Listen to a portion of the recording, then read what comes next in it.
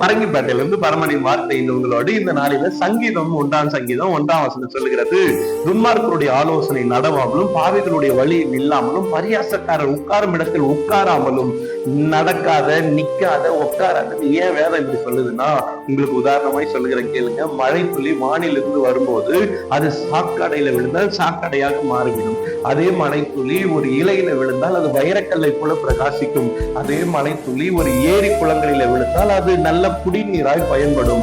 அதே மழை துளி கங்கை நதியில விழுந்தால் எல்லாரால கும்பிடப்படுகிற அதை புனிதமாய் பார்க்கிற ஒரு நீராய் மாறும். ஆனா நான் ஏன் சொல்லுகிறேன் என்றால், எங்க நீங்க நிற்கிறீர்களோ, எங்க கூறுகிறீர்களோ, எந்த இடத்துல அமருகிறீர்களோ உங்களுடைய கணத்தை அது மதிப்பிடும். ஏன் சொல்லுகிறேன், ஒரு காய்கறி கடையிலே காயை வாங்கி எடை போடும் போது அதுல ஒரு ஈ உட்காரும் போது பெருசா ஒண்ணும் எடையெல்லாம் வராது.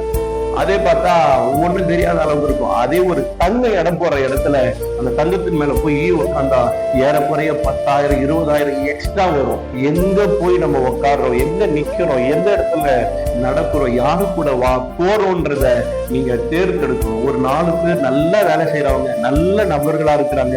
5வது நபர் நீங்க எப்படி இருந்தாலும் வேலைக்கே போவாதவங்க, சரியில்லாதவங்க, அவங்க கூட போய் கூண்டிங்கன்னா நீங்க கொஞ்ச நாள்ல அவங்கள போல நல்லவர்களாகவும் சம்பாதிக்கிறவங்க பணக்காரர்களாகவும் மாறுவீங்க.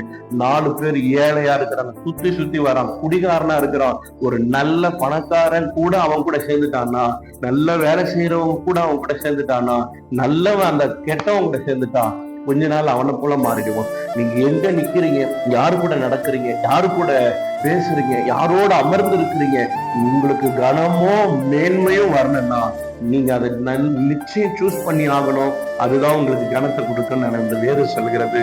சங்கீதம் 1:1. உங்களுக்காக செபிக்கிறேன். அன்பின் ஆண்டவரே, இந்த நல்ல நேரத்துக்காக செபிக்கிறோம்.